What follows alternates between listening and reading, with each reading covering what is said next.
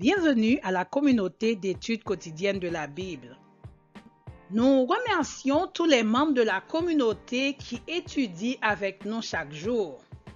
Nous remercions toutes les personnes qui ont répondu à notre question hier, en particulier le gagnant. Que Dieu continue de vous permettre d'étudier sa parole chaque jour. Merci également à nos amis qui partagent les contenus de la communauté. Nous profitons de l'occasion pour souhaiter un joyeux anniversaire à tous les fêtants du mois de février. Que vous soyez toujours actifs dans le plan de Dieu pour l'humanité. Nous saluons également tous les jeunes de l'Église adventiste de Matthieu qui célèbrent en ce moment l'ouverture de leur club de jeunesse. Marchons toujours par la foi en Jésus-Christ. Nous abordons cette semaine une nouvelle leçon, soit la 9e du questionnaire qui a pour titre « Béni soit celui qui vient au nom du Seigneur ». Verset à mémoriser, la pierre que les bâtisseurs ont rejetée est devenue la principale, celle de l'angle. C'est du Seigneur que cela est venu. C'est une chose étonnante à nos yeux. Psaume 118, versets 22 et 23. Le Seigneur, éternel Dieu, aide-nous à travers l'étude de ta parole à faire des provisions pour être avec toi sur la terre restaurée. Au nom de Jésus, nous te prions.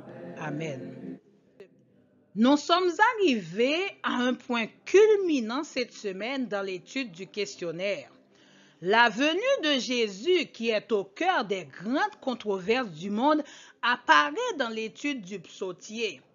Qu'il s'agit de David, de Salomon, d'Asaph et de Corée ou de leurs descendants, etc., ils ont abordé à leur façon le retour de Jésus tout en attirant notre attention sur notre destination finale en tant que croyants grâce au sacrifice de Jésus.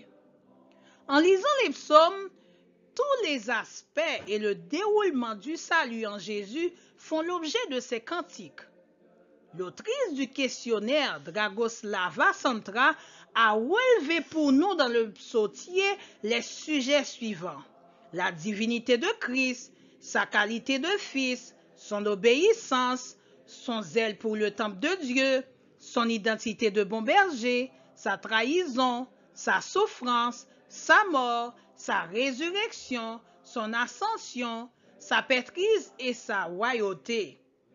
Chers amis de la communauté, ce tableau panoramique que nous venons juste de mentionner concernant le Christ est présent dans tous les livres de la Bible, dans les psaumes.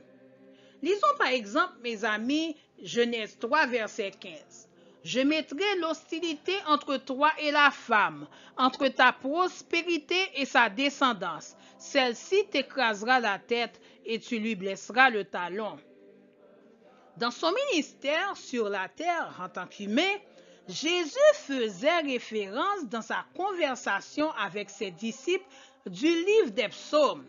Regardons ensemble le verset 44 de Luc 24. Puis il leur dit, « C'est ce que je vous disais lorsque j'étais encore avec vous.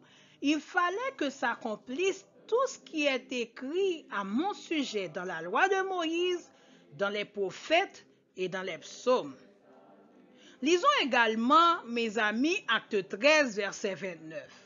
Après avoir accompli tout ce qui est écrit à son sujet, ils l'ont descendu de la croix et l'ont déposé dans un tombeau. Chers amis de la communauté, certains psaumes ont une portée prophétique. Ces paroles trouvent leur accomplissement en Jésus-Christ. Jetons un coup d'œil dans Jean 19, verset 30. Quand Jésus eut pris le vinaigre, il dit, « Tout est accompli. » Puis il baissa la tête et rendit l'esprit. Autres exemples. Le psaume 88 écrit par Héman l'Ezrachite, descendant de Corée, pour se lamenter de son malheur dans ce monde.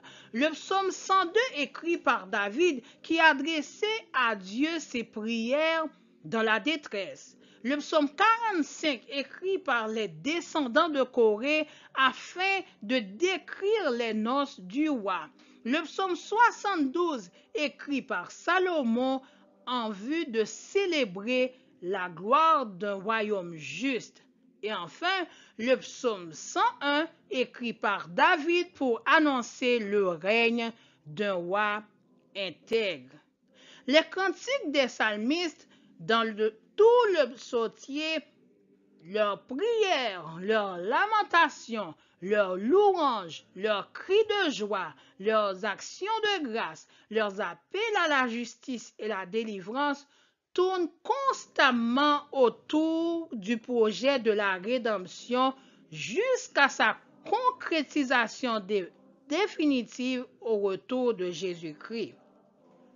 À ce moment précis, mes chers amis de la communauté, nous jouirons tous les béatitudes sans fin qui nous ont été promises par Jésus-Christ. Réparons-nous en conséquence. Nous vous donnons rendez-vous à la partie du dimanche. Prions le Seigneur. Éternel Dieu, aide-nous à rester attachés à toi et à étudier ta parole afin que nous puissions jouir les béatitudes sans fin. Au nom de Jésus, nous te prions. Amen.